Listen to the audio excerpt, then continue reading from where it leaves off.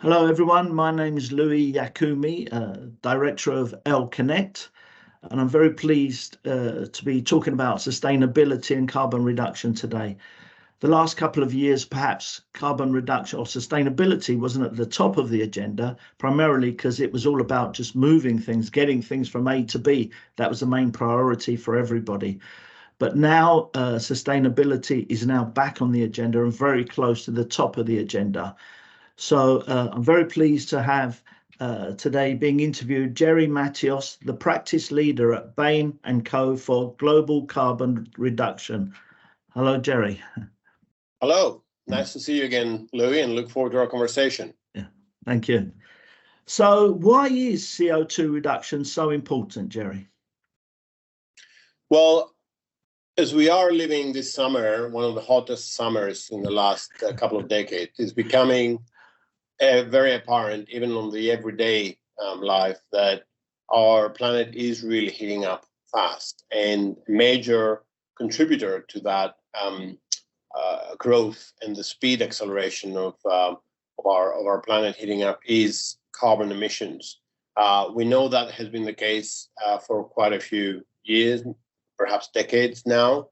But now it's becoming apparent that unless we tackle those emissions, unless we dramatically reduce the carbon emissions that create the greenhouse effect and so on, we won't be able to, if not reverse, at least slow down the process of heating up the planet. We know now for sure that we won't be able to reverse the course, that's for sure.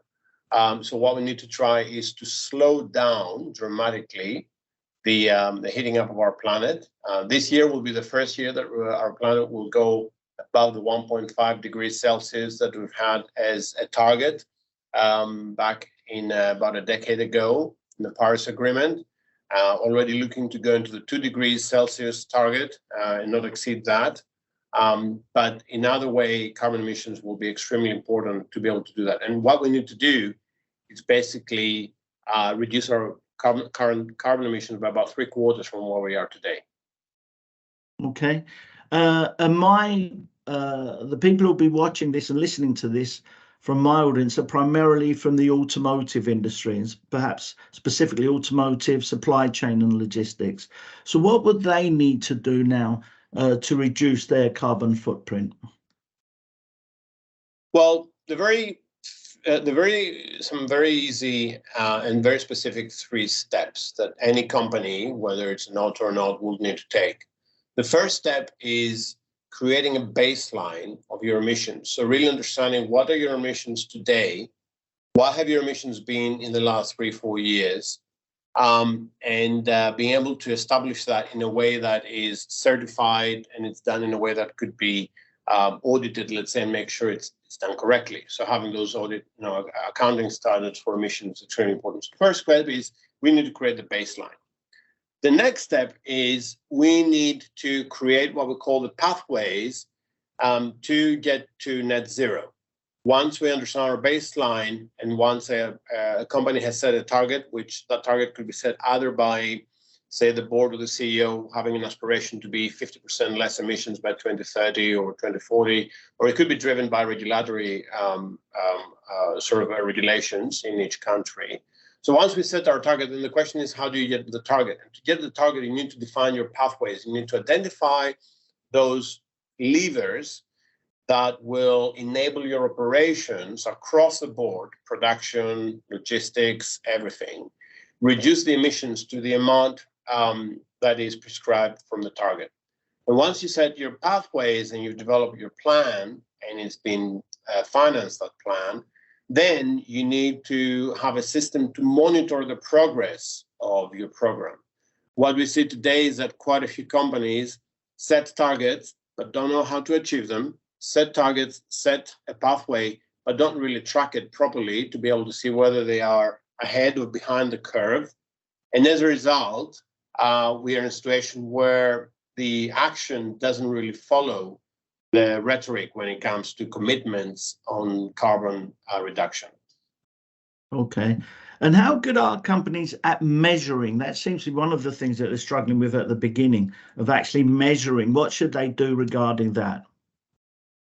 So indeed, measurement is a very complex task, and because there are no standards in measuring emissions, or let me rephrase it, there are standards in measuring emissions, but there aren't regulated standards. In other words, there is no specific policy or specific regulation that says this is the way me as a country, for example, Singapore or the UK, accept the emissions.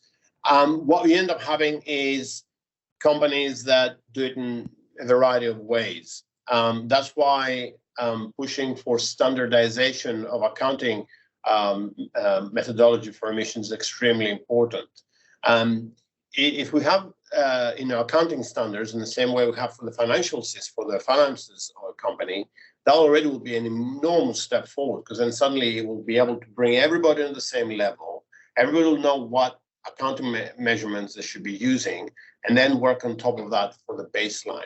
What you have today is you can have companies that have very sophisticated systems that they can track their emissions almost down to the milligram of carbon. But you'll also have a lot of companies, and unfortunately that's the majority, that are just measuring their emissions based on an Excel spreadsheet and really on forecasts and inaccuracies that could be up to 50-60% off where they really are. Mm-hmm. And how does automotive compare with other industries? Well, the automotive sector is, of course, a very, very important sector, a significant contributor to emissions, because not only from a production perspective of the emissions, but also it is the sector that provides the transportation, which is the emissions factor for many other industries. So we view the auto sector as probably one of the most significant sectors. Anecdotally, I have been in a few conversations in the recent years and conference on where people have even referred, if only we could green and decarbonize the automotive sector, that would already take about half our emissions out of the planet, which is not far off from the reality. Yes, of course, oil and gas and producing, but if you think about the contribution that the automotive industry as an industry altogether, especially the scope 3 downstream for the auto industry, i.e. the users of the car has, the responsibility, at least if we put it this way, it's enormous for that industry. Now, the good news is, being an automotive person myself, having started my career there a few years back, I'd say that probably the automotive industry is the one that is best set up to take action towards decarbonization. Why? Well, for a few very simple reasons. First of all, they already have a pathway of how to make that happen by promoting and growing the electric vehicle solutions that can exist out there in the coming years. And we already know that many companies have made strong commitments to, for example, discontinue ICE engines and discontinue traditional production methodology. So that's great, because they're already geared towards a very different future for the industry from what it has been in the last 50 years. The second reason why I think the auto industry is positioned well is because it's already an industry that knows and can handle large capex investments. And decarbonization is really coming down to being what? Being a capex game. Enormous amounts of capex need to be spent in order to be able to achieve our carbon emissions. So, for example, if I'm running a plant and I need to change the way I'm doing my painting for my cars, and I need to go for a hydrogen-based, electric-based, or low emissions painting system, that is a capex I need to spend, which I may not necessarily would have spent it otherwise, but now I'm forced to spend it earlier than I would have done otherwise. So, and the auto industry is very well geared towards spending capex and know how to manage capex, how to amortize, how to spread it out over the years, and how to manage those large investments that come into play. Hence, they can manage that transition, I think, better than other industries. And then finally, is an industry that's actually very close to the consumer. Everybody can affiliate with a car.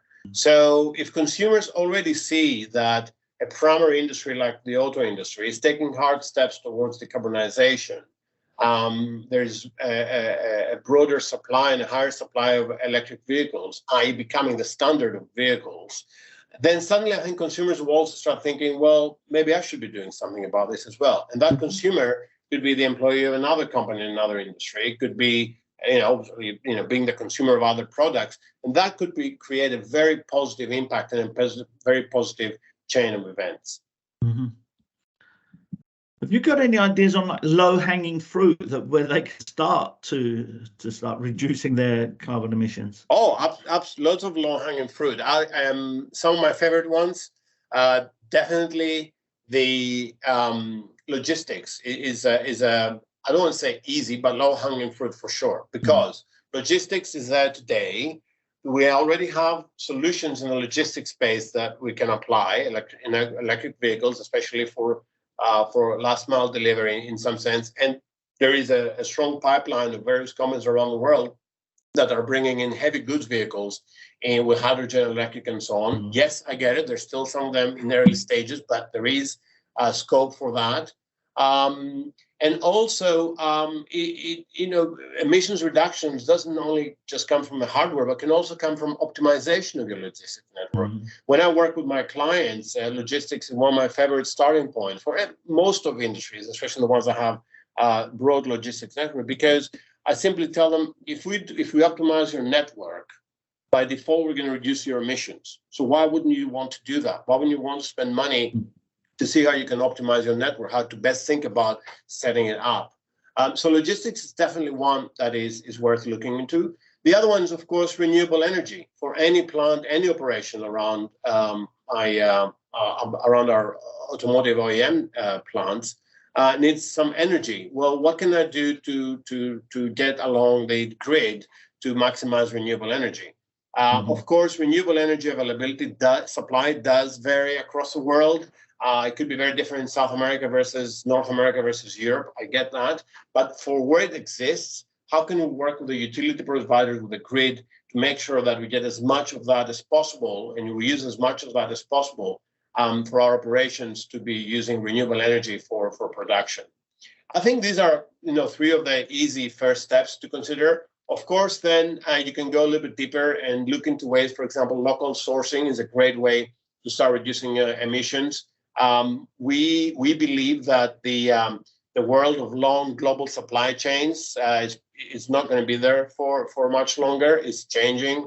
I'm not saying that we're going to stop buying stuff from China or from elsewhere in the world, but these very long supply chains that we used to have will go away. And local sourcing can actually, it's a very good strategy for reducing emissions. And if it's balanced in the right way with cost, actually can be a very good solution overall. Mm-hmm. And what about technology? How can technology be used to reduce carbon? Yeah, well, technology is a very important factor in here. Probably the most important factor. Mm-hmm. Some truthful though, before I go to answering this question. First of all, still today there is no silver bullet on any of these solutions and any of these possible technologies to come out there.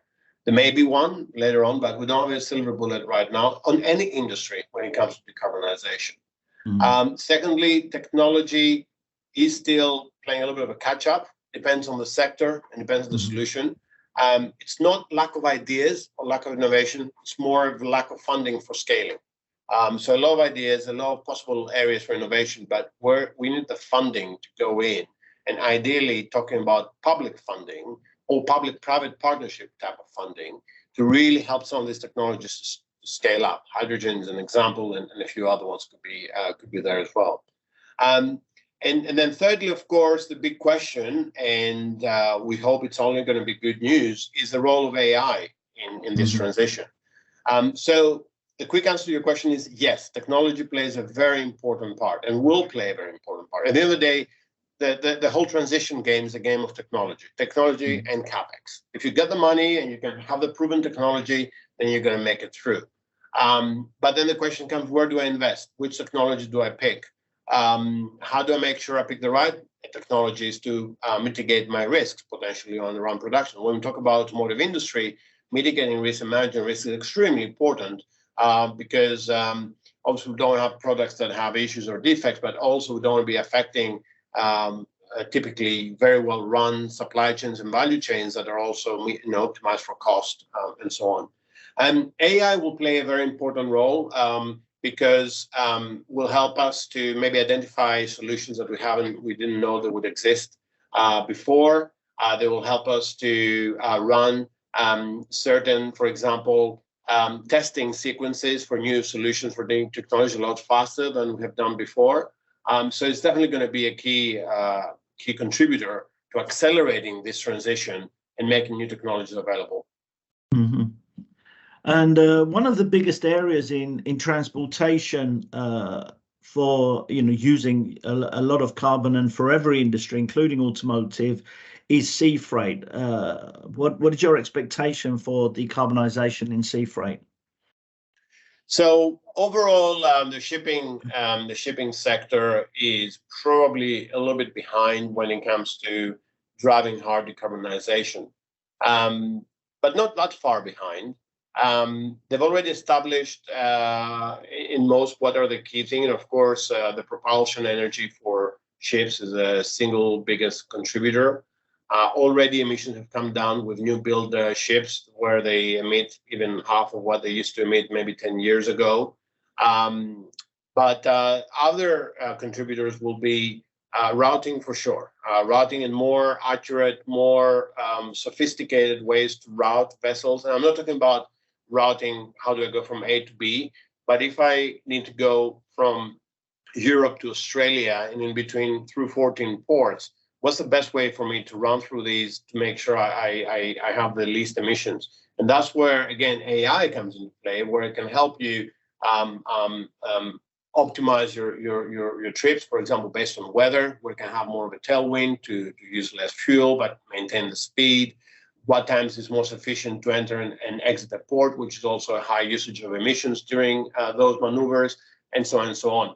It all sounds like small pieces but if you add them all together, it could make a big impact. And there are actual solutions out there today, software solutions that do this job exactly. And some shipping companies, especially in the container space, are employing these solutions to help them optimize the routing down to the very last minute.